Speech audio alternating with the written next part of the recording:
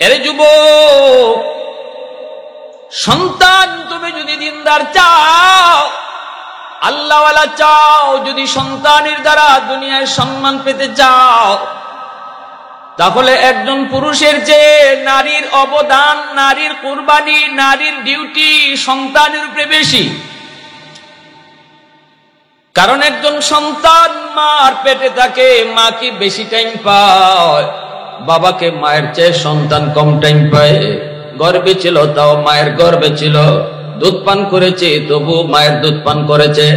একটু বড় হওয়ার পর যখন সন্তান হাঁটা শিখে, ঘর থেকে বের হতে পারে না, ঘরের ভিতরে সন্তান যতক্ষণ থাকে ততক্ষণ বাবার চেয়ে মাকে বেশি টাইম পায়। এজন্য মার আসরটা যায় সন্তানের উপরে বেশি পড়ে, সন্তানের উপরে বাবার চেয়ে মায়ের আসর যায় বেশি পড়ে। মা যদি দিনদার হয়, আশা করা যায় সন্তানও দিনদার হয়। মা যদি নামাজি হয়, আশা করা যায় সন্তানও নামাজি হয়। সন্তানের উপরে মায়ের আসর যায় বেশি পড়ে। এজন্যই কিয়ামতের ময়দানে আল্লাহ পাক পুরুষকে যদি সন্তানের ব্যাপারে প্রশ্ন করেন একটা, মাকে আল্লাহ প্রশ্ন করবেন দুইটা। সুবহানাল্লাহ, জোরে কর, আরো জোরে কর। আল মারআতু রাইয়াতুন আলা বাইতি যাওজিহা ওয়া ওয়ালাদিহি আও কামা ক্বালা an-নাবিয়্যু আলাইহিস সালাম। নবীজি বলেন, কিয়ামতের ময়দানে আল্লাহ পাক মাকে জিজ্ঞেস করবে, বিবিকে জিজ্ঞেস করবে, ঘরের নারীকে আল্লাহ জিজ্ঞেস করবে। এক নম্বর প্রশ্ন হলো, স্বামীর মালের হেফাজত করছো কি? স্বামীর মালের হেফাজত তুমি যথাযথ করছো কিনা? এই প্রশ্নটা আল্লাহ পাক দুনিয়ার সকল নারীকে করবে। তারপরে আল্লাহ দ্বিতীয় প্রশ্ন করবে, তোমার স্বামীর সন্তানগুলাকে তুমি দেখশন করলা কিনা, পড়াশোনা ঠিক মতো করাইছো কিনা, তারে তুমি দিনের বুঝ তুমি দিলা কিনা? কারণ তোমাকে সন্তান বাবার চেয়ে বেশি টাইম পাইছে। গর্ভে ছিল মায়ের, নাকি কোনো বাবায় কোনোদিন গর্ভ নেই? সন্তান গর্ভে নেই কে? গর্ভে থাকা অবস্থায় মা যা করে সন্তানের উপরে যায় আসর পড়ে। গর্ভে সন্তান নিয়ে মা যদি বেশি বেশি মিষ্টি খায়, সন্তান বড় হওয়ার পরে মিষ্টি প্রিয় হয়। গর্ভে সন্তান নিয়ে যদি মা বেশি বেশি টক খায়, সন্তান বড় হওয়ার পরে টক প্রিয় হয়। সন্তান পেটে নিয়ে মা যদি বেশি বেশি করে গান শুনে, সন্তান বড় হওয়ার পরে গায়ক হয়। আর পেটে সন্তান নিয়ে যদি মা বেশি বেশি কোরআন তেলাওয়াত করে, তাহলে এই সন্তান অল্প দিনে হাফেজে কোরআন হয়। সন্তান পেটে নিয়ে যদি মা বেপরদায় চলে, বেপরদায়, এই সন্তান ব্রেন ঢিলা হয়, প্রতিবন্ধী হয়। আর পেটে সন্তান নিয়ে যদি মা পর্দার ভিতরে চলে, তাহলে এই সন্তান বড় হওয়ার পরে ব্রেইনি হয়, মেধাবী হয়। বেশি বেশি যেই মা ঘুমায়, সন্তান পেটে নিয়ে মা যদি বেশি বেশি ঘুমায়, এই সন্তান বড় হওয়ার পরে অলস হয়। পেটে সন্তান নিয়ে যদি মা টুকটাক কাম কাজ করে ঘরের, তাহলে সন্তান কর্মঠ হয়। তাহলে বোঝা গেল মার প্রতিটা আমলের আসর পেটের সন্তানের উপরে পড়ে কি পড়ে না? একটু জোরে বলেন, পড়ে কি পড়ে না? এজন্য বলি মা মনে রাখবা, পেটে সন্তান নিয়ে তুমি কি যা করো না করো, সব কিছু সন্তান কিন্তু পেটে থেকেও টের পায়, তার মধ্যেও যে আসর পড়ে। এরপরে দুধ পান করানোর সময় যদি মা সন্তানকে দুধ পান করানোর সময় মা যদি বেশি বেশি করে গান শুনে, তাহলে এই দুধের সাথে গানও যায় ডুববে। দুধ পান করানোর সময় যদি মা কোরআন তেলাওয়াত করে, তাহলে দুধের সাথে কোরআন তেলাওয়াত ঢুকে। ঘটনা একটা বলবো, মনোযোগ আছে সবার? কি ভাই মনোযোগ আছে? প্রশংসা করবো কার? আরো জোরে বলেন কার? আল্লাহ। আমার ভাইয়েরা, বন্ধুরা, যুবক, ঘটনা হলো কুতুবউদ্দিন বখতিয়ার কাকি রহমতুল্লাহি আলাইহি, ভারতবর্ষের বহুত বড় একজন বুজুর্গ, বহুত বড় আল্লাহওয়ালা। ছোট্ট বয়সে শিশুকালে মা সন্তানকে নিয়ে উস্তাদের কাছে আসলেন। উস্তাদ জি, আমার সন্তানকে আপনি আলিফ বা তা সা শিখায়া দেন। এই বলে মা চলে গেলেন। যদ্দূর শিখানোর এদ্দূর মা ঘরে শিখাইছেন। ঘরটা হলো সন্তানের জন্য সর্বপ্রথম বিদ্যালয়, মা বাবা হলো তার সর্বপ্রথম শিক্ষক। এই সন্তান ঘরে আসার পর, দুনিয়াতে আসার পর ঘরটাকে সে তার বিদ্যালয় হিসাবে পায়, মাদ্রাসা হিসাবে পায়, বাপ মাকে তার উস্তাদ হিসাবে পায়। এই বয়সটাতে মা বাবার কিছু শিক্ষণীয় আছে, বাপ মার কিছু ডিউটি আছে, বাপ মার কিছু দায়িত্ব আছে। মাদ্রাসায় ভর্তি করব নির্ধারিত একটা বয়সে, এই বয়সের আগেও ঘরে কিছু শিক্ষা আছে, ঠিক না? জোরে বলে। ঘুমানোর সময় সন্তানকে ঘুমের দোয়া শেখানো মার দায়িত্ব, বাবার দায়িত্ব। খাওয়ার সময় খাওয়ার দোয়া শেখানো বাপ মার দায়িত্ব, ঠিক কিনা? জোরে বলেন। এমনি ভাবে পর্দা করা শুধু সন্তানকে মা দেখাবে, মা পর্দা করে সন্তান দেখবে, এই দেখাটাও তার শিক্ষা। কারণ ঘরটা হলো তার প্রথম বিদ্যালয়ে। সন্তান দুনিয়াতে আগমন করে যুবক কেমনি জানুনি রে? আমার নবী, দয়ার নবী বলেন, কুল্লু মাউলুদিন ইউলাদু আলাল ফিতরা ফাআবাওয়াহু ইউহাব্বিদানিহি আও ইউনাসসিরানিহি আও ইউমাজ্জিসানিহি আও কামা ক্বালা আন-নাবিয়্যু আলাইহিস সালাম। নবীজি বলেন, দুনিয়াতে সকল সন্তান আগমন করে আল্লাহর ওলি হইয়া। মঈনুদ্দিন চিশতি যেমন আল্লাহর ওলি, আব্দুল কাদের জিলানী যেমন আল্লাহর ওলি। আমার আপনার সন্তান যখন দুনিয়াতে আগমন করে, আমার নবী, রহমতের নবী, আপনার আমার নবী বলেছেন, সন্তান মঈনুদ্দিন চিশতির মতো ওলি হইয়া দুনিয়াতে আসে। আব্দুল কাদের জিলানী আল্লাহকে যেইভাবে চিনে, যেইভাবে বুঝে, মঈনুদ্দিন চিশতি যেইভাবে আল্লাহকে চিনেন, রহমতের নবী, মায়ার নবী কয়, আমার আপনার সন্তানও এইভাবে আল্লাহরে চিনে দুনিয়াতে আসে।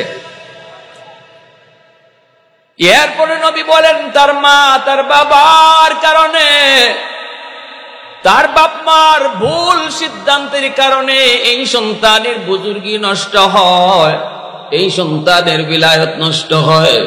সন্তান দুনিয়াতে আগমন করার পর তার দেখার কথা ছিল মা পর্দায় থাকে, তার চোখের সামনে দৃশ্য দেখার কথা ছিল নামাজের দৃশ্য, চোখের সামনে তারপর এরকম দেখার দৃশ্য ছিল এরকম ভাবে ভাইরা বন্ধুরা কোরআন তেলাওয়াতের দৃশ্য।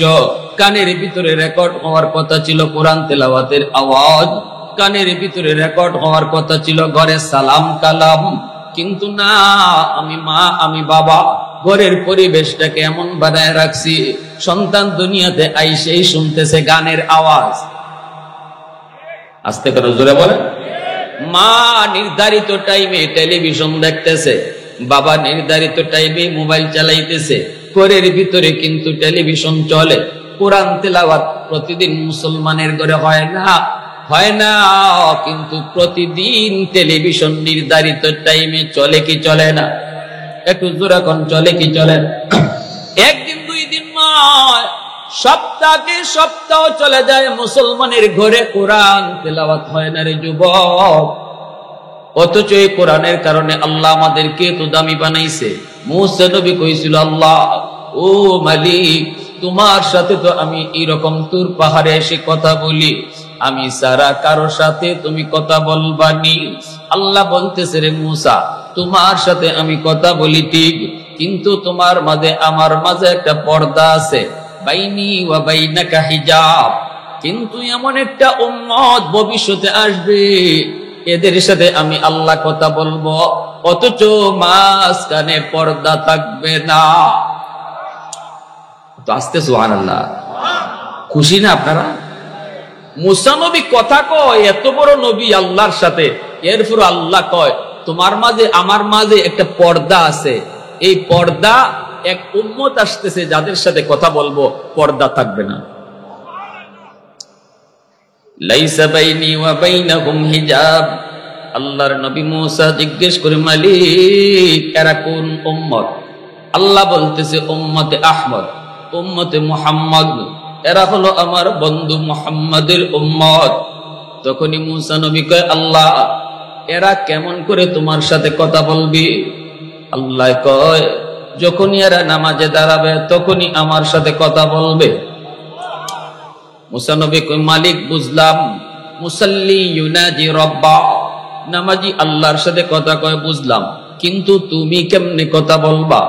আল্লাহ পাক কই, মুসা রে, আমার বন্ধুর উম্মত যখন কোরআন তেলাওয়াত করব তখন আমি তার সাথে কথা বলি।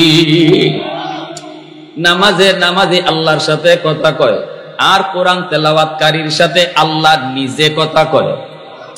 আরো আস্তে কোন সুবহানাল্লাহ, আর একটু জোরে কোন না সুবহানাল্লাহ।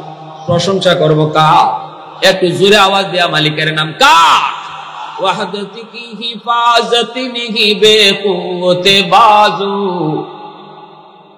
ওয়াহদতি কি হিফাজতি নিহি বেকুতে বাজু, आती नहीं कुछ कामी हक ले खुदा दा, आती नहीं कुछ कामी हक ले खुदा दा, ऐ मर्द खुदा तुझको कुव्वत नहीं हासिल, जा बैठ किसी गार में अल्लाह को कर याद, जा बैठ किसी गार में अल्लाह को कर याद, ये सच है कि बातिल की तरफदार नहीं हम, गद्दार न समझो हमें गद्दार नहीं हम, फूलों की तरह नरम मिजाज अपना है नज़र, हम तीरी नहीं नेज़ा व तलवार नहीं हम, हम तीरी नहीं नेज़ा व तलवार नहीं हम। মুসলমানের আওয়াজে বলেন আল্লাহু আকবার। তাহলে ভাইয়েরা বন্ধুরা, বলতেছিলাম ঘরটা হলো সন্তানের জন্য প্রথম বিদ্যালয়, মা বাবা হলো তার প্রথম শিক্ষক। এজন্য প্রথম শিক্ষকের কাছ থেকে সন্তান যা শিখে মরণ পর্যন্ত এর আসর থাকে। প্রথম বিদ্যালয় যেই ঘর, এই ঘরে সন্তান যা দেখে মরণ পর্যন্ত রেকর্ড থাকে। জোরে বলেন, জোরে বলেন। কারণ শিশুদের দিল দিমাগ হলো কাদামাটির মতো, কাদামাটির মধ্যে আপনি যা খুশি তাই লিখতে পারবেন, মাটি যদি শক্ত হয়ে যায় লেখা যায় না। শিশুদের দিল দিমাগ হলো কাদামাটির মতো, যা খুশি আপনি লিখবেন তাই লিখতে পারবেন। এজন্য যুবক, আমার সন্তান আমার ঘরে যখন আগমন করে তখন থেকেই বাপ মা সতর্ক থাকতে হবে। এই ঘরের পরিবেশে তার বুজুর্গি নষ্ট করবে। সে কিন্তু মঈনুদ্দিন চিশতির মতো আল্লাহর ওলি হইয়া দুনিয়ায় আইছে, আব্দুল কাদের জিলানীর মতো ওলি হইয়া দুনিয়ায় আইছে। এটা আমার কথা না, এটা যদি আমি কইতাম তাহলে আপনারা সন্দেহ করতেন। এই কথাটা মায়ার নবীর, নবীর কথায় কোনো সন্দেহ আছে? জোরে বলেন। আমার সন্তান ঘরের মধ্যে টেলিভিশন চলে, টেলিভিশনের দৃশ্যগুলা সন্তান দেখে রে যুবক। এই দেখার কারণে তার বুজুর্গি নষ্ট হয়, উলায়াত নষ্ট হয়। সে যে মঈনুদ্দিন চিশতির মতো বুজুর্গ, এই বুজুর্গি নষ্ট করতেছি আমি মা, আমি বাবা। আব্দুল কাদের জিলানীর মতো সে আল্লাহর ওলি, যদি আমি তার ধর্মীয় পরিবেশে তারে বড় করতাম, তাহলে নবীর হাদিস কয় আসছিল যেমন চিশতি হইয়া জিলানি হইয়া, আমার সন্তান কবর পর্যন্ত যাবে জিলানি হইয়া। জোরে কন্যা সুবহানাল্লাহ। কথাগুলা মনে একটু ভালো করে বুঝেন, কতটা গভীরের কথা, আমার রসুলের কথা। আমার কথা হইলে হয়তো বলতেন আপনারা, সিলেট থেকে হুজুর আইছে, এই কথা কেমনে কই, আমার সন্তান বলে জিলানি, কবরও যাইব জিলানি হইয়া। আমার রসুল বলতেছেন আপনার সন্তান জিলানি, কবরেও যাবে জিলানি হইয়া। শুধু মা আর বাবা তারে যেভাবে গড়ার এভাবে গইরা তুলো। ভুল করো না, ভুল সিদ্ধান্ত নিও না, সন্তানের ভবিষ্যৎ অন্ধকার করো না। বাপমার সিদ্ধান্ত যদি সঠিক হয় তাহলে সন্তানের ভবিষ্যৎ আলোকিত, বাপমার সিদ্ধান্ত যদি রং হয় ভবিষ্যৎ অন্ধকার। আজ আমার সন্তান কেন মদকুর গাঞ্জাখুর, আজ আমার সন্তান কেন বেনামাজি, আজ আমার সন্তান কেন মার সাথে বাবার সাথে বেয়াদবি করবে? সে তো বেয়াদব হইয়া দুনিয়াতে আসে নাই, ঠিক কিনা জোরে বলেন। কিন্তু না, কেন এমন হলো, কেন এমন হলো? এজন্য বলি রে ভাই, মনে রাখবা শিশুকালে যেই বাচ্চাগুলিরে যা বুঝাইবার তা বুঝাও, ঘরের পরিবেশে তারে সালাম কালাম শিখাও। মা তুমি তারে কলেমা শিখাও, মা তুমি তারে বিসমিল্লাহ শিখাও, খাওয়ার সময় খাওয়ার দোয়া শিখাও। শিশু বাচ্চাগুলি দেখবেন শিশুকালে দোয়া গোলা শিখা নিবে মার কাছ থেকে, বাবার কাছ থেকে। এটা কিন্তু বাপ মার দায়িত্ব। এখন আমরা দোয়া শিখাইমো কোত্থেকে? একদিকে বাপে মোবাইল টিপে, আরেকদিকে মায় মোবাইল টিপে। রাত তো যায় মোবাইল টিপতে টিপতে, সন্তানের দোয়া শিখবো কার কাছ থেকে? ঠিক কিনা জোরে কোন? আর সব দোষ এখন আমাকে মৌলবীরা। কি যে হইলো, হুজুরের কাছ থেকে এত ফানি ভরা আনি, এত তাবিজ পরা নিয়ে আসলাম, এত ফানি ভরা আনলাম, কোন ফানি ভরাই কাম হয় না। ফানি ভরা কি করে কাম হইব? আপনার ঘরে তিলাওয়াত হয় না দিনে একবার, না সপ্তাহে একবার, প্রতিদিন কোরআন পড়া হয় না, কিন্তু টাইম মতো টেলিভিশন চলে, গান বাজে। রহমতের দরজা তো আপনি বন্ধ করে রাখছেন, গজবের দরজা আপনি খুল্লা রাখছেন। একজন আলেম কোরআন পড়ে ফু দিবে, রহমত আপনার ঘরে যায় ঢুকবে কোন দিক দিয়া? গজবের দরজা দিয়া কোরআন ঢুকে না, গজবের দরজা দিয়া কোরআন ঢুকে না, আল্লাহর রহমতের দরজা দিয়া কোরআন ঢুকে। রহমতের দরজা তো আমি বন্ধ করে রাখলাম, ঠিক কিনা? কোরআন ঢুকবে কোন পথ দিয়া? এজন্য আমার ভাইরা, বন্ধুরা, যুবক, আমার সন্তানের বুজুর্গি যদি আমি ধরে রাখতে হয়, আমাকে বাপ মা যারা আছো দায়িত্বশীল, বাবার চেয়ে মার দায়িত্ব আরো বেশি। মা সন্তানকে বেশি টাইম পায়, এজন্য তারে দোয়া কালাম শেখাও। এই কাজ করলে আল্লাহ খুশি হয়। ডান হাতে খানা খাইলে আল্লাহ খুশি হয়, ডান হাতে পানি পান করলে আল্লাহ খুশি হয়। এটা আমার নবীর সুন্নত।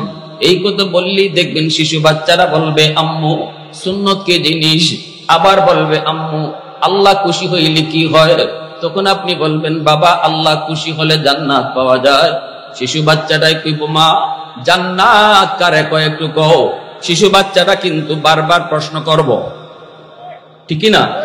আপনি জান্নাতের কথা একটু শুনায় দিলেন, ওই যে শিশুকালে তার কলিজায় জান্নাত শব্দটা ঢুকাইছেন, এই জান্নাত শব্দটা তার কলিজার ভিতরে পাথরে খোদাই করে লেখা হয়। বুঝছেন গন্ডগোল কোন জায়গায় আমাদের? রোগ কোথায়, চিকিৎসা দেই কোথায়? রোগ আসমানে, চিকিৎসা চলছে জমিনে। আগুন লাগছে শেরপুর, পানি দেই ফরিদপুর। জীবনে আগুন নিবব? গোড়ায় গন্ডগোল। কোথায় আমাদের গন্ডগোল? কেন আমার সন্তান আজকে মদখোর গাঞ্জাখোর হবে? গন্ডগোলটা কোথায়? রোগটা কোথায়? আগে রোগ ধরো, তারপরে চিকিৎসা, ঠিক কিনা ভাই? কষ্ট পাইতেছেন আপনারা? কথাগুলো একটু বেশি হিট হয়ে যেতেছে, একটু বোঝার দরকার আসেনি না নাই?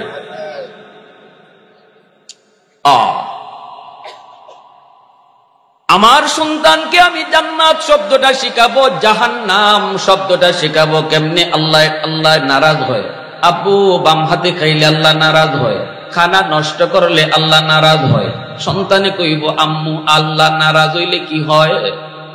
আপনি কইবেন আল্লাহ নারাজ হলে জাহান্নামে, জাহান্নাম শব্দটা তার কলিজায় বসবে। মরণ পর্যন্ত এই শব্দ তার কলিজায় লেখা থাকবে, কারণ শিশুকালে আপনি লিখে দিছেন। আহা, সালাম কালাম সন্তানকে শিখাও। মুরব্বি দেখলে সালাম দিতে হয়, মুরব্বিদের দোয়া নিতে হয়। শিশু বাচ্চাটারে সালাম করানো শিখাও, নিজের বাচ্চাটারে সালাম দাও। আগে বাপে সালাম দেও বাচ্চারে, আসসালামু আলাইকুম ওয়া রাহমাতুল্লাহ। আব্বু, বাচ্চা দেখবেন বুকে হয়ে যাব। বাচ্চা কো আব্বু কি কইমু? তখন আপনি কইবেন ওয়া আলাইকুম আসসালাম ওয়া রাহমাতুল্লাহ। এই যখন শিখাইবেন, বাচ্চাটা সালাম শিখলো বাবার কাছ থেকে, মার কাছ থেকে বাচ্চাটা সালাম শিখলো। মুরব্বি দেখলে পরে সালাম দিতে হয়, এই কথাটা বাচ্চার দিলের ভিতরে দেমাগে ঢুকলো, ঠিক কিনা জোরে বলেন? এখনো মনে আছে আমার জীবনের একটা কারগুজারি বলবো।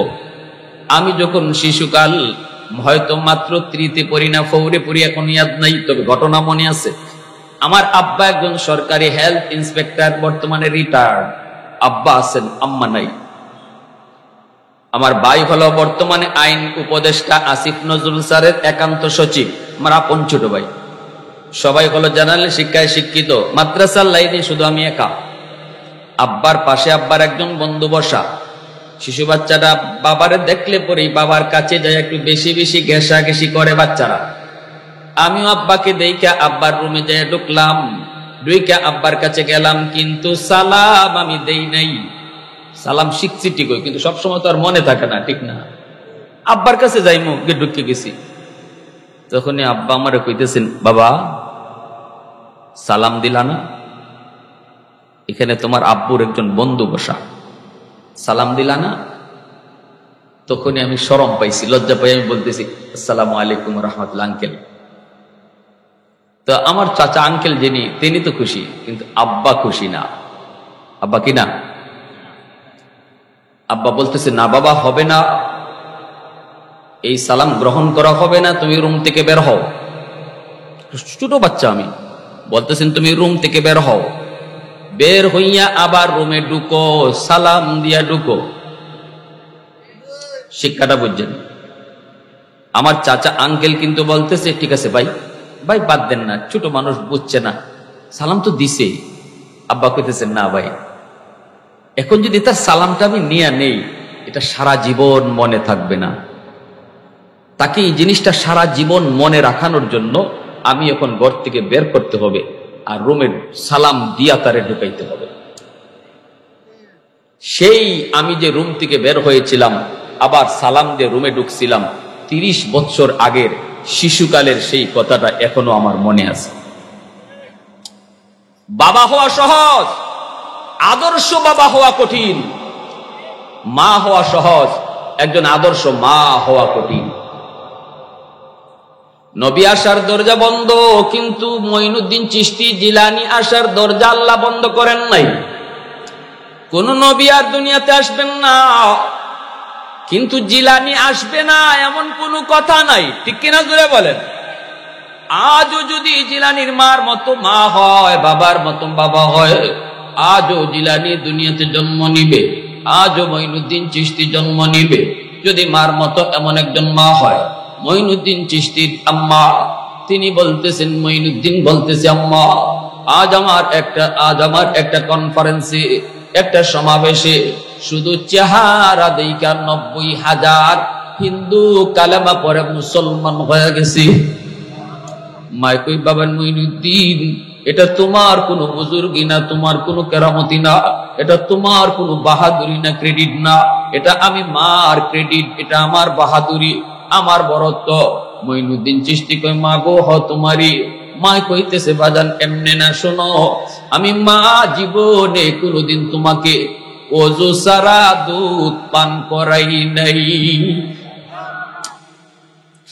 কেমনে তোমার চেহারা দেখাও মুসলিম মুসলমান হবে না? আমি মা তো তোমাকে ওযু ছাড়া কোনোদিন দুধ খাওয়াই নাই। এজন্য বলি যুবক, বাবার চেয়ে মায়ের দায়িত্ব সন্তানের উপরে বেশি হয়, বেশি হয়। এজন্য আল্লাহ জিগাইব বেশি মাকে, প্রশ্ন করবে আল্লাহ সন্তানের ব্যাপারে মাকে বেশি প্রশ্ন করবে। মা যদি নামাজি হয়, দেখবেন শিশু বাচ্চাটা মার সাথে নামাজে দাঁড়ায় যায়। মা যদি পর্দা করে, শিশু বাচ্চাটাও গায়ে ওড়না দেওয়া শিখে, মাথায় ওড়না দেওয়া শিখে। যদি দেখে মা মাথায় ওড়না দেয়, শিশু মেয়ে বাচ্চাটাকে ওড়না দেও বলতে হয় না, ও নিজের থেকেই ওড়না দেয়। আমার ছোট্ট মেয়েটা, সে তো এরকম ছিল। একদিন চোখের সামনে আমি দেখতেছি, আমার বিবি সাহেব সে তো আমার ছোট ভাইদের সাথে পর্দা করে। পর্দা তো করবেই, সে একজন আলেমা, পর্দা করে। আমার ছোট ভাইটা জশাব যখন এই রুমে ঢুকবে, হয়তো সে জানে না এই রুমে তার ভাবি আছে, জানে না জশাব এই রুমে ঢুকবে। আমি ওই রুম থেকে দেখতেছি আমার ছোট্ট মেয়েটা অবুঝ আয়েশা, 7 বছরের মেয়ে, কোনো কিছু বুঝে না। সে তো ছোট্ট কাল থেকেই দেখতেছে তার মা পর্দা করে, চাচাদের সামনে যায় না, বেগানা পুরুষের সামনে কথা কয় না। হঠাৎ করে দেখতেছি চাচা এই রুমে ঢুকে পড়তেছে, অথচ এই রুমে তার মা পর্দা কি জিনিস বুঝে না, কিন্তু দেখতে দেখতে পর্দা বুঝে গেছে। দৌড় দিয়ে গিয়া তার চাচাকে কোমরে জড়ায় ধরছে, কোমরে দইরা কয়, চাচু এই রুমে যায়েন না, এই রুমে আমার আম্মু আছে। আর একটু আস্তে কোন, আল্লাহু আকবার। এই পর্দাটা বাচ্চারা কোন কিতাবে পড়লো? এই বাচ্চাটা এই পর্দা জিনিসটা কোন কিতাবে পড়ছে? কোন হুজুরে শিখাইছে? কেউ শিখায় নাই। মা পর্দা করে এটা দেখতে দেখতে তার কলিজায় বসে গেছে, ঠিক কিনা? আমি রোগগুলা বলতেছি যে আমাদের রোগ কোথায়, এরপরে চিকিৎসা আইতেছে। মনোযোগ আছে আপনাদের সবার? আলহামদুলিল্লাহ। এজন্য বলি, আল্লাহর নবী, রহমতের নবী বলেন, জানোনি সমস্ত সন্তান দুনিয়াতে আল্লাহর পরিচয় নিয়ে দুনিয়ায় আসে, এরপরে তার এই বুজুর্গি নষ্ট করার পিছনে 1 নাম্বার দায়ী হলো তার মা, 2 নাম্বার দায়ী হলো তার বাবা। ঘরের পরিবেশের কারণে তার বুজুর্গি নষ্ট হয়, ঘরের পরিবেশের কারণে তার বুজুর্গি নষ্ট হয়, নইলে কিন্তু সে এরকম বুজুর্গ ও আল্লাহওয়ালা হইয়েই সে কবরে যাইত। ওই যে কুতুবউদ্দিন বখতিয়ার কাকি রহমতুল্লাহি আলাইহির আম্মা শিশু বাচ্চাটারে নিয়ে তিনি উস্তাদের কাছে আসলেন। আয়েশা বলতেছেন, উস্তাদজি, আমার কুতুবউদ্দিনকে আপনি আলিফ বা তা সা শিখায়া দেন। উস্তাদ কয়, বাবা কুতুবউদ্দিন পড়ো আলিফ বা তা সা।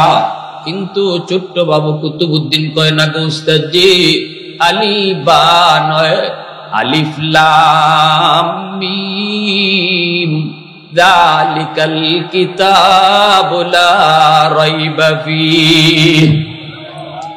উস্তাদ কই, বাবা কুতুবউদ্দিন, মা বলল আলিফ বা তা সা, আর তুমি কিনা কও আলিফ লাম মিম যালিকাল কিতাবু লা রাইবা ফীহ। এ বাবা পর পর, আরো পর, আরো পর। উস্তাদের সামনে এক বসায় ছোট্ট বাবু কুতুবউদ্দিন তিনি 15 পারা হিফজ শোনায়া দিছেন। এইবার উস্তাদ কয়, বাবা কুতুবউদ্দিন, ও বাবা কলিজা তুই আমার ঠান্ডা করে দিলি, কি শুনাইলি, কি শুনাইলি? কেন তোমার মা এমন মজাক করলো, ঠাট্টা করলো? কেন আমার সাথে এমন মজা করলো? চলো তোমার মায়ের কাছে যাই। উস্তাদ মায়ের কাছে আয়েশা পর্দার আড়াল থেকে ডাক দিলেন, মা গো, ও মা, কেন তুমি মজাক করলা? কেন তুমি ঠাট্টা করেছো? তোমার সন্তানকে বলছো আলিফ বা শিখাবো, কিন্তু কুতুবউদ্দিন তো আলিফ বা পড়ে নেই, সে তো সূরা বাকারা পড়া শুরু করছে। সে তো কয় আলিফ লাম মিম যালিকাল কিতাবু লা রাইবা ফীহ। এতটুকুই শুধু শেষ নয়, 15 পারা হিফজ শুনায়া দিছি। মা গো, কেন তুমি এমন মজা করছো? এই কথা বলতেই কুতুবউদ্দিন বখতিয়ার কাকির মা সেজদায় পড়ে আল্লাহর কদমে কান্না শুরু করে দিছে। কান্দে আর কই, মালিক, আমি তো জানি না, জানি না, আমি তো জানি না কেমনে আমার কুতুবউদ্দিন 15 পারার হাফিজ হইছে।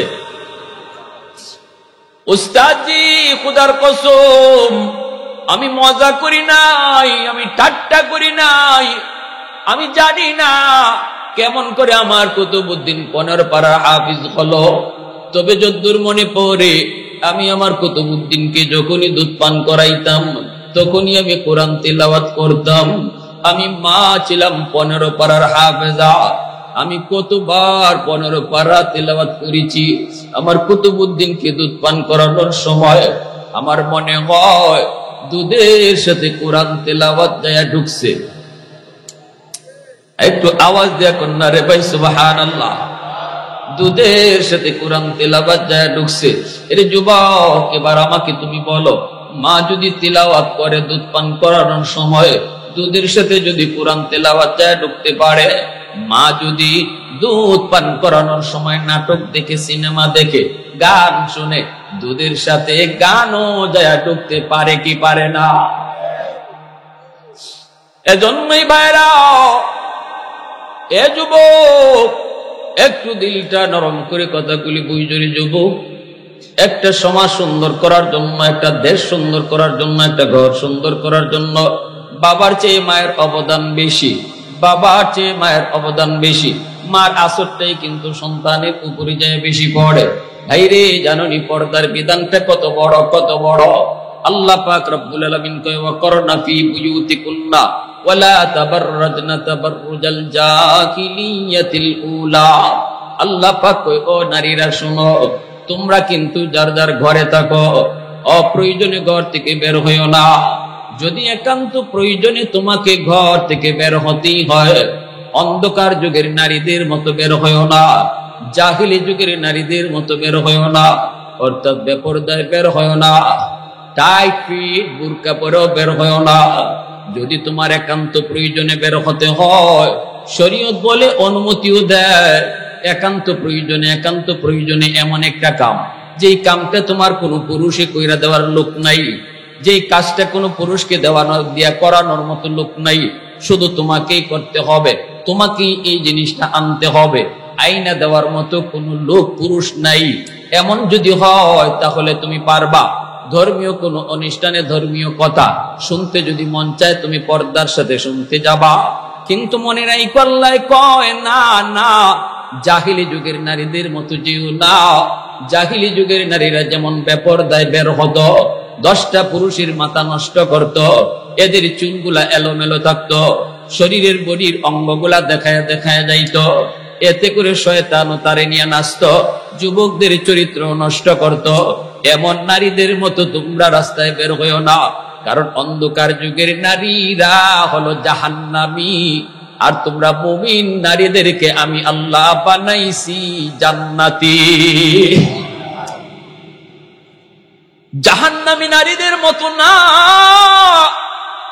তুমি তো জান্নাতি, আমি আল্লাহর বড় মায়ার, তুমি তো আমার বড় মায়ার। অতএব তোমার চালচলন ওই নারীদের মতো হতেই পারে না। হিন্দু নারীটার মতো তোমার চলন হতে পারে না, খ্রিস্টান নারীটার মতো তোমার পোশাক হতে পারে না, একটা ইহুদি নারীর মতো তোমার আচরণ হতে পারে না। কারণ তোমার মাঝে আর তার মাঝে আমি আল্লাহ আসমান জমিন তফাত রাখছি। জোরে কন্যা সুবহানাল্লাহ। আসমান জমিন তফাত রাখছি।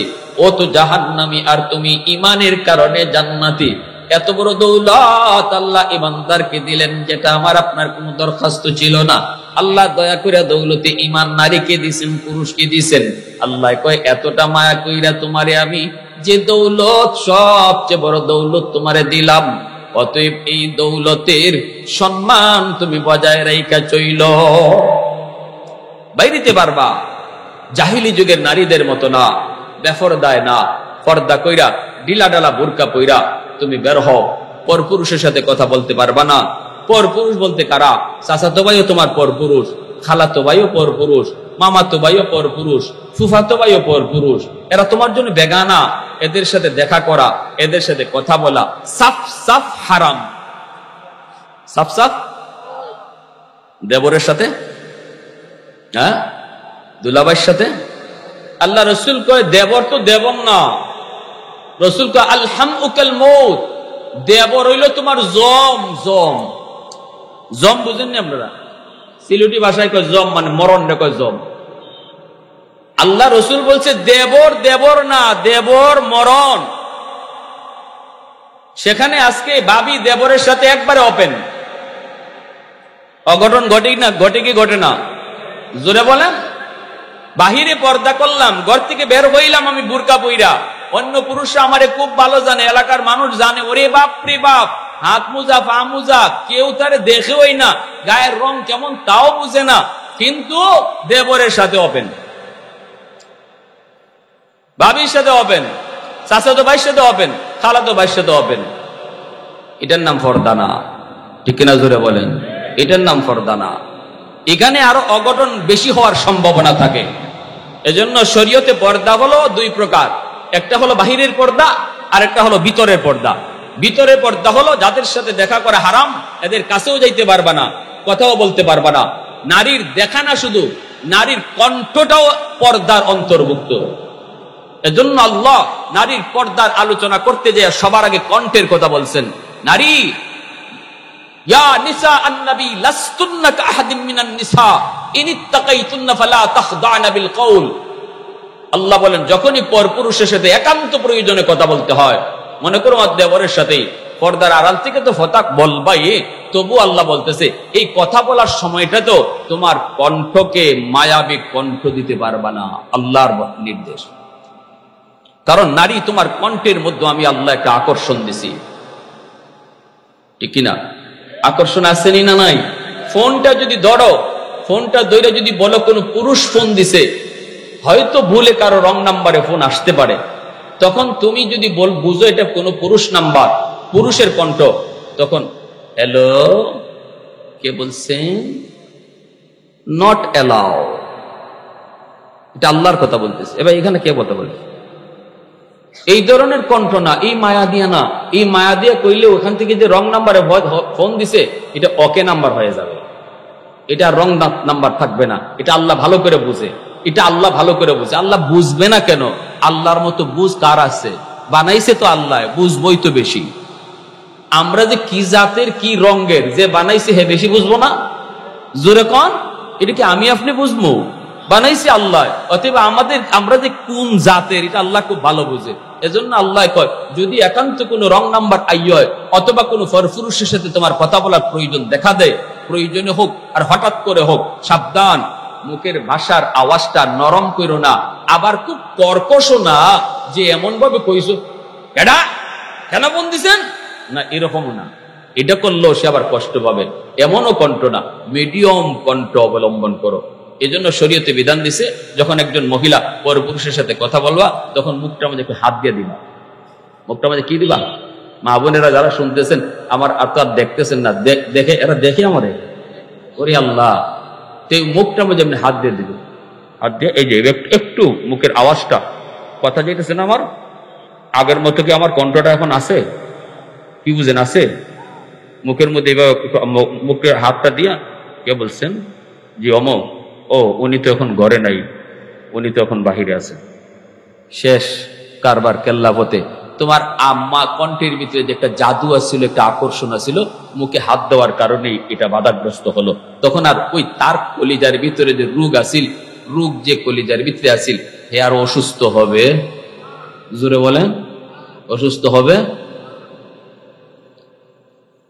এজন্য আল্লাহ পাক বলে, যদি একান্ত প্রয়োজনে বের হতেই হয় তাহলে তুমি পর্দা করে বের হবা।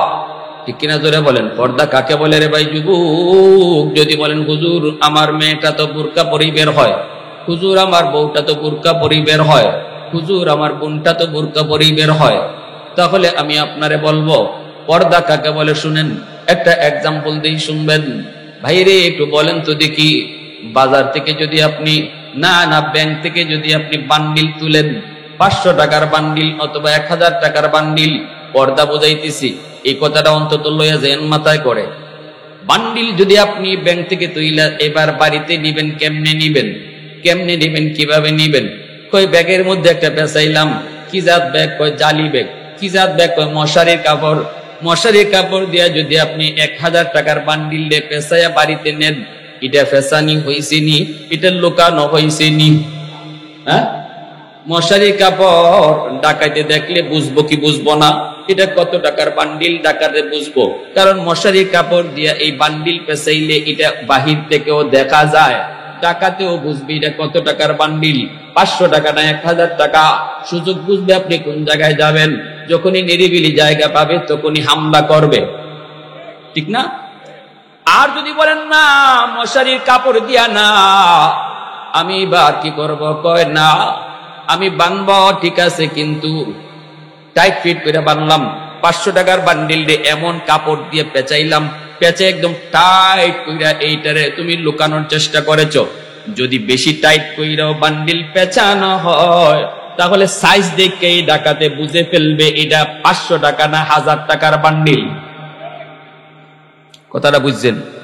টাকা কিন্তু দেখতেছে না, কিন্তু আপনার টাইট কইরা বান্দার কারণে বান্ডিল এটা কোনটা টাকাতে বুঝতে কোনো অসুবিধা হয় না। সুযোগ খুঁজবে, কোথায় তুমি যাও? পুকুরের পাড়ে, অথবা তুমি ওই ব্রিজের নিচে, অথবা নিরিবিলি জায়গায়, ওখানেই তোমাকে হামলা করবে। আর যদি বলো না আমি টাইট ফিটও করবো না, কিন্তু এমন ভাবে পেঁচাইছেন একটু ঢিলা ঢালা, ঠিক আছে, কিন্তু কোনা দেখা যায়। বান্ডিলে কি দেখা যায়? খালি কোনাটা দেখা যায়, এতটুকু যদি দেখা যায়, ডাকাত কোনা দেখেও বুঝে ফেলবে এটা কত টাকার বান্ডিল, ঠিক না? তাহলে আপনি এইভাবেও নিবেন না।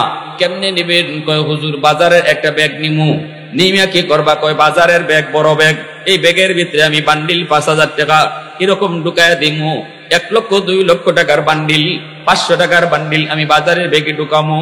এইবার বোঝার কুদরত নাই, এই বান্ডিলের উপরে আলু ডালমু, পেঁয়াজ নিমু, ঠিক না? মূলা লইমু, ডাটা লইমু, লইয়া এইবার বাজারে ব্যাগ লইয়া বাড়িতে যায়। ডাকাইতের বাপেরও ক্ষমতা নাই বস্তু, ডাকাইতে মনে করব তুমি সদাই লইয়া যাও, ঠিক না? তুমি লই আইসো বাজারে বেগে করে টাকার বান্ডিল, খবর নাই ডাকাইতে, ডাকাইতে মনে করছে না না এটা তো মনে হয় সদাই লইয়া যায়।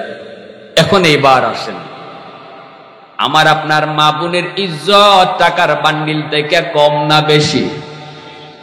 সবাই দেয় না গো আওয়াজ গো, বুঝলাম না, বাপ সব বুঝি নাই মানুষের কি ভাই? পিছনে ভাইরা বুঝেন আমার কথা? মা বোনদের ইজ্জত টাকার বান্ডিল থেকে কম না বেশি? হ্যাঁ, তাহলে আমি কেমনে নিব, কেমনে ডাকাতের হাত থেকে বাঁচাবো?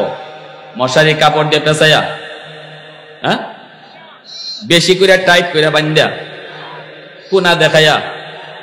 বোরকা আপনি পিনলেন কিন্তু বোরকা টাইট, বোরকা টাইট যদি হয় তাহলে সব বয়সটা কত হবে কেমন এগুলা বাহির থেকে ডাকাইতে বুঝে কি বুঝে না? বুঝছেন? আপনি যে কইতেছেন আমি তো বোরকা পরাই, কেমন বোরকা পরাইছেন এবার একটু বুঝে যান। এমন ভাবে কাপড় পরাইলেন তার বডির কোনো একটা অঙ্গ দেখা যায়, হয়তো তার পিঠটা দেখা যায়, অথবা তার বুকের এই জায়গাটা দেখা যায়, অথবা তার চেহারার এই জায়গাটা দেখা যায়। কোন একটা অঙ্গ যদি দেখা যায় তাহলে বোঝা গেল বান্ডিলের কোনা দেখা যায়। বান্ডিলের কোনা দেখে যদি ডাকাত বুঝতে পারে এটা কত টাকার বান্ডিল, আমার বোন আমার মেয়ে পর্দা যদিও করে কিন্তু বডির কোনো অংশ যদি দেখা যায়, এই অংশটুকু দেইকা এই অঙ্গটা দেইকেও ডাকাত বুঝে ফেলবে বয়স কত। ভুল কইতেছি? বিষয় দিচ্ছেন আমার এটা কোনই লাগবে, আপনার মানেন আর না মানে, আপনারা আমার কথা মানেন আর না মানেন, আমার আমার কইতেই। আর আলেমুল আমার কাম হইল কোয়া, কেডা মানবো আর মানবো না এটা তার ব্যাপার। আমাদের কাম কিন্তু লাঠিতে ফিটাইয়া কাউরে নামাজি বানানো আর ফর্দা ঢুকানো না। আলেমদের দায়িত্ব রসুলের মতো, আমা আলাইনা ইল্লাল বালাগ, হক কথাটা কইয়া যাও সহজ সাদা মাটা ভাষায়। কে মানবে কে মানবে না এটা তার ব্যাপার। আমি আপনি আমাদের কোনো গরজ নাই। আপনি পর্দা না মানিয়া যদি চইলা আল্লাহকে হাসরের মাঠে বুঝ দিতে পারেন, আমি মৌলবীর অসুবিধা কি? আপনি নামাজ না পড়ে আল্লাহকে বুঝ দিয়া দেন, আমার কোনো অসুবিধা নেই, কিন্তু আমার কথা আমার বলতে হবে। লাস্তা আলাইহিম বিমুসাইতির, আল্লাহ তার নবীরও কইছে বন্ধু তুমি দারোগা না, ও নবী তুমি দারোগা না যে ফিটাইয়া তুমি নামাজি বানাইবা, পিটাইয়া তুমি কাউরে পর্দায় ঢুকাইবা, এমন দারোগা বানাইয়া তোমাকে পাঠাই নাই, তোমাকে নবী বানায় পাঠাইছে। বুঝাইয়া দাও সহজ ভাষায়, মানলে মানুক না মানলে নাই সেটা তার ব্যাপার। তবে কে মানবে আর কে মানবে না, কার হেদায়েত আছে আর কার নাই এটা আমি আল্লাহ জানি। এখানে হাজারো মানুষ ওয়াজ শুনবে, কেউ আমার কথাগুলাকে দিল থেকে নিবে, আর কেউ আছে একটু হাসি মজাক করে এখানেই রেখে যাইবে। হুজুরের কথা হুজুরে বুঝে আমার কি, এটা আল্লাহও জানে আপনি যে এভাবেই আসবেন আর এভাবেই যাবেন, এটা আল্লাহ ভালো করে জানে। আর কে ওয়াজটা নিয়ে যাবে সাথে করে এটাও আল্লাহ ভালো জানেন। হেদায়েত কার হাতে? জোরে বলেন। আমার ভাইয়েরা বন্ধুরা যুবক, এইবার শুনো, এই জমিনের ভিতরে যেই মহিলারা পর্দার বিধান ঠিক মতো পালন করবে না, নবীজি বলেন সিনফান মিন আহলিন নার লাম আরাহুমা কওমুন সিয়াতুন কাআদনাবিল বাকার ইয়াদরিবুনা বিহান নাস ওয়া নিসাউন কাসিয়াতুন আরিয়াতুন মুমিলাতুন মাইলাতুন রুউসুহুন্না কাআসনিমাতিল বুখ লা ইয়াদখুলনাল জান্নাতা। আল্লাহর নবী রহমতের নবী বলেন উম্মতের দল শুনো, তিন দল জাহান্নামী মানুষ দুনিয়াতে আগমন করবে। আমি নবী তাদেরকে দেখি নাই, আমি দুনিয়া থেকে বিদায়ের পর ওরা দুনিয়ার আগমন ঘটবে। একদল হলো পুরুষ আর একদল হলো নারী। কয় দল নবী বলছেন? কয় দল? জাহান্নামী কয় দলের কথা নবী বলছেন? দুই দল। একদল হলো পুরুষ আর একদল হলো নারী। কওমুন সিয়াতুন কাআদনাবিল বাকার ইয়াদরিবুনা বিহান নাস। নবীজি বলেন পুরুষের ভিতরে যেই দল জাহান্নামী, যেই দল, এই দল মানুষগুলা এরা মানুষকে মানুষ হিসাবে মনে করবে না, নিজের পাওয়ার নিজের ক্ষমতা দিয়ে এমন ভাবে চলবে, যারে মন চায় তাকে বেইজ্জত করবে, যার গায়ে মন চায় তার গায়ে হাত উঠাবে, চাবুক নিয়ে চলবে আর যাকে মন চায় তাকে অপমান করবে। এই মানুষগুলা অহংকারী হওয়ার কারণে এমন হবে, এরা হবে জাহান্নামী। এরপরে নবী বলেন অনিসাউন কাসিয়াতুন আরিয়াতুন মুমিলাতুন মাইলাতুন রুউসুহুন্না কাসনিমাতিল বুখ। নবীজি বলেন দ্বিতীয় দল হলো ওই নারীরা, যেই নারী রাস্তা দিয়ে যখন হাঁটবে কোমর বাঁকা করে করে হাঁটবে, মাথার চুলটাকে উটের কুজের মতো বানায় উপরে তুলে রাখবে, এমন ভাবে অঙ্গভঙ্গি করে রাস্তা দিয়ে হাঁটবে, সেও একজন পুরুষের দিকে আকৃষ্ট হবে, আবার তারে দেখেও হাজারো পুরুষ আকৃষ্ট হবে। নবীজি বলেন এই মহিলাও সে জাহান্নামী। শুধু জাহান্নামী না, জান্নাতের গ্রাণ পর্যন্ত পাবে না। আর যদি আল্লাহর কোন বান্দি বাবার কাছে থাকতো, পর্দা করে চললো, স্বামীর ঘরে যাওয়ার পরেও পর্দা করে চললো, ওই মহিলাটা কিয়ামতের ময়দানে খাতুনে জান্নাত ফাতেমা রাদিয়াল্লাহু তাআলা আনহার সাথে জান্নাতে ঢুকবে। সাইয়্যিদাতু নিসাই আহলিল জান্নাহ, জান্নাতের সকল মহিলাদের সরদারিনী, নবীজির কলিজার টুকরা মেয়ে খাতুনে জান্নাত ফাতেমা রাদিয়াল্লাহু তাআলা আনহা, ঠিক না? বিবাহ হয়েছে আলী রাদিয়াল্লাহু তাআলা আনহুর সাথে। নবীজি মসজিদে নববীতে এলান দিলেন, ও সাহাবীরা শোনো, আমার ফাতেমাকে আমি বিয়ে দেব। ফাতেমার বয়স হয়েছে বিয়ে দেব এলান করে দিলেন।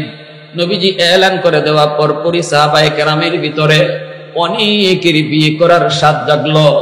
নবীজির মেয়ে জানতেন মেয়ে নন, জান্নাতের মহিলাদের সরদারিনী, এত দামি আমার নবীর কলিজা টুকরা মেয়ে খাতুনে জান্নাত ফাতেমাকে কে না বিয়ে করতে চায়?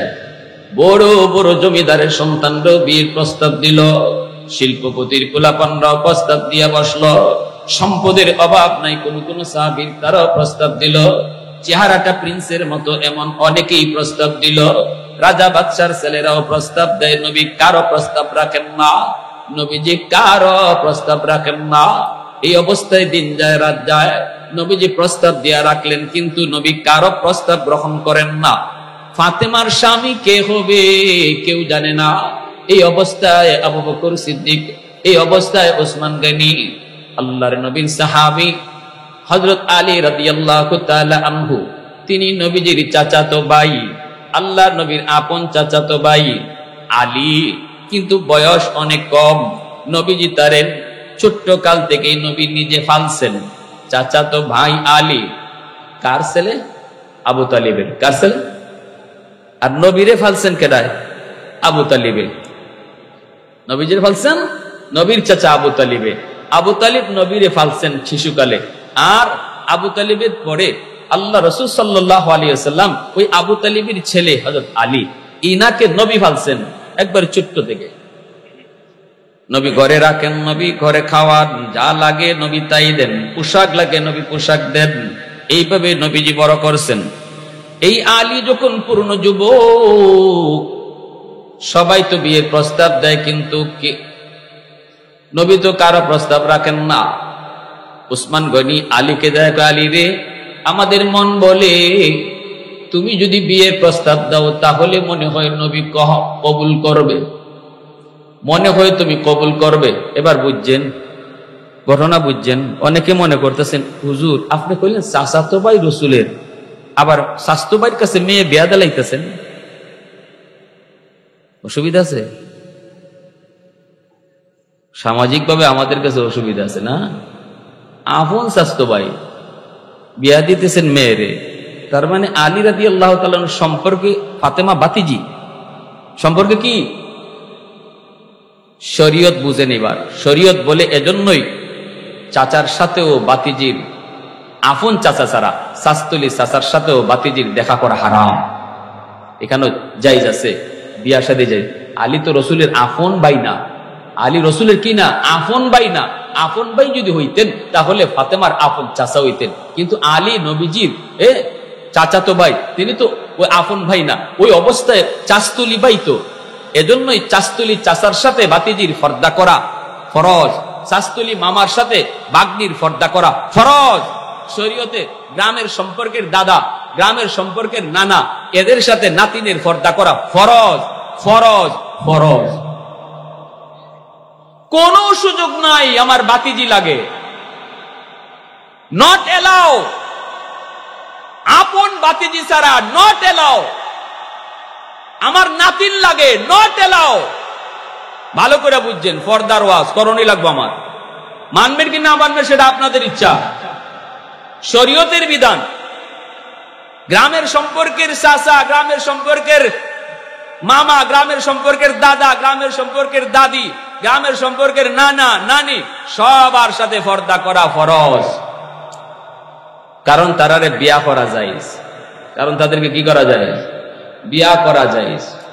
এজন্য আল্লাহ রসুল বিয়া দিতেছেন নবীজির মেয়েরে। কার কাছে? নবীজির চাচাতো ভাই আলীর কাছে। আলী রাদিয়াল্লাহু তাআলা আনহুকে হযরত ওসমান গনি বলতেছেন, আলী যাও, তুমি যাও। মনে হয় নবীজির ভাবসাব দিকে মনে হইতেছে কত প্রস্তাব যাইলো, নবী কেউর প্রস্তাবই নেয় না। আসলে নবীজি মনের ভিতরে কারে বসায় রাখছে আমরাও বুঝতেছি না। তুমি আলীকে একটা বিয়ার প্রস্তাব দিয়া দেখো, মনে হয় তোমারে নবী কবুল করে নেবে। হযরত আলী কয়, আমারে মায়ের খাওয়ানোর বাও ফালাইতেছ, আমার ঘর নাই, বাড়ি নাই, তুষক নাই, কিছু নাই, খাই নবীর ঘর। 2 টাকা নিয়ে যদি আত খরচ নেই, ইডো নবীর কাছ থেকে নেই, ঘুমাই নবীর ঘর, খাই নবীর ঘর। বিয়া দেওয়ার সাহস এটা আমার নাই, বিয়া করার সাহস আমার নাই, বিয়া প্রস্তাব দেওয়া সম্ভব না। উসমান গনি রাদিয়াল্লাহু তাআলা আনহু বলে, আলী রে যা, আমার মন বলে তুমি যদি প্রস্তাব দাও তাহলে নবী কবুল করবে। বারবার বোঝানোর পর আলীর মনে একটু সাহস জাগলো। ওসমান কই, আলী যা না যা। কয় যদি নবী রাগ করেও তোমা মারে? কয় না, আমার মন বলে মারবে না। যদি কিছু কয় আমরা ধারো আছি, আমরা একটু ট্যাকেল দিব, বুঝ দিব, সাহস হারাবি না, যা। নবীজির কাছে আলী সাহস কইরা কইরা একটু যায়, যায় নবীজির কাছে যায় বলতেছি, ইয়া রাসূলুল্লাহ, আল্লাহ নবীর কাছে আর 2-1 মানুষ আছে, নবী কথা বলেন। আলী যে বলতেছি, ইয়া রাসূলুল্লাহ একটা কথা বলবো। নবীজি মুখ ফিরা চায়, কয় কি কথা কও। কথা না কইয়ে আলী দিছে দৌড়। কি কথা খালি নবী মুখ ফিরে কইছে, আলী দিছে দৌড়। আল্লাহ রাসূলকে কি ব্যাপার? আলী কইল একটা কথা, না কইই দিছে মসজিদ থেকে দৌড়। গেছেন গা পয়লা দিন। ওসমান গনিয়ারা বাহিরে দাঁড়ানো। ওসমান কয়, আলী কইছনি? কইছিনি, বাচ্চা যাইছে এটা কো। কয় বেটা একটু সাহস করে কো না, একটু সাহস কর, সাহস করে দেখ না, ওই তো পারে। কয় আর আমারে বইল না। দ্বিতীয় দিন আবার ফুসলাইয়া ফাসলাইয়া আলীকে আবার পাঠাইছে। আবারও আলী গেছে মায়ার নবীকে যায়, কয় ইয়া রাসূলুল্লাহ, ওগো নবীজি একটা কথা বলবো। নবী কয় কি? দিছে দৌড়। আল্লাহ নবী চাইলেই আর কথা নাই, দৌড়। নবীজি কয় ব্যাপারটা কি? আলী এমন করে কেন? আচ্ছা দেখি। তৃতীয় দিন যখন আবার সাহাবীরা বুঝায় পাঠাইছে, আর ওসমান গনি কয় আজকে তোমার দ্বারও বোয়া থাকবো, আমরা তোমার পাশেই বসা থাকবো, আমি আবু বকর সব। যদি নবীজি কিছু রাগ করে অথবা খারাই যায় তোমারে মারার জন্য, তা আমরা তো আসি। যাই কইবেন, ইয়া রাসূলুল্লাহ ভুল করে লিছে, ফুলাফান মানুষ, নবীকে মাফ করে দিলেন, আমরা ধারো আছি, তুমি টেনশন করো না, যাও। ওসমান গনিও আসছে, আরো এখানে কয়েকজন আছে। তৃতীয় দিন যখন হযরত আলী গে কইছে, ইয়া রাসূলুল্লাহ একটা কথা বলবো গো নবী। আল্লাহ নবী আর মুখটা না ফিরাইয়া আগে আলীর হাত ধরছে, থাবা দিয়া। কি ধরছে? হাতটা ধরছেন। দইরে নবীজি কয় কি?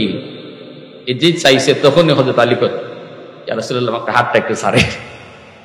নবীকে হাত ছাড়াছাড়ি দেয়। আজকে 2 দিন দৌড় দিয়ে গেছো, আজকে কয়ে যেতে হইব, কি কথা কও। এখন তো আর না কইয়া উপায়। আল্লাহ নবী কয়, আলী একটু কও কি কথা। তখন আলী রাদিয়াল্লাহু তাআলা কইব কেমনে? কওয়ার আগে কই, নবী গো কইছিলাম তো কইমু, কিন্তু এখন ভুলে গেছি। কইছিলাম তো কইমু, কিন্তু এখন ভুলে গেছি। আল্লাহ নবী কয়, আলী রে ভুলো নাই, ভুললে আবার ইয়াদ করো, সারমু না। ভুললে ইয়াদ করো, কিন্তু সারমু না। এইবার আলী রাদিয়াল্লাহু তাআলা বুঝছে ধরা তো খায়া পড়ছি, কোনই লাগবো, ক ক তখনই কয় ইয়া রাসূলুল্লাহ, ফাতেমার বিয়ার প্রস্তাব দিয়েছেন আপনি মসজিদে। আল্লাহ রসুল কহ দিছি তো, কোন জামাই পাইছো নাকি? কোন জামাতা টামাতা পাইছো? কোন পাত্র পাইছো? আলী আস্তে করে মুস্কি হাসি দিয়ে কয়, নবী গো, আমি ওই আল্লাহ নবী সাথে সাথে মুস্কি হাসি দিয়ে কয়, আলী আয় আমার বুকে আয়। আল্লাহু আকবার। আমার ফাতেমাকে তোমার সাথে বিয়ে দেওয়ার জন্য আমার আল্লাহ আমাকে ইশারা দিছে। আমি তো তোমার প্রস্তাবের অপেক্ষায় ছিলাম। আল্লাহু আকবার, জোরে বলেন। কত রাজা বাদশার ছেলেরাও বিয়ের প্রস্তাব দিল, কারো প্রস্তাবে রাজি হই না। তোমার বিয়ের প্রস্তাবের অপেক্ষায় ছিলাম আমি। আয় আমার বুকে আয়। নবীজি বুকে তো ইলা নিলেন, আর বসায় বলতেছেন, আলী রে, আমার ফাতেমারে তুই যে বিয়ে করবে, দিবে কি? মোহর আসেনি। আলী কয়, মোহর আবার কিতা? কয়, মা, বিয়ে করতে হইলে মোহর টোহর দিতে হয় না? নগদ কিছু দিয়া নিতে হয়তো, এটা তো শরীয়তের বিধান, মোহর। আলী কয়, নবী গো, গতকালকে আপনার এখানে খাইলাম, কখনো খাইয়া আইলাম, আপনার ঘর কখনো খাইয়া আইলাম।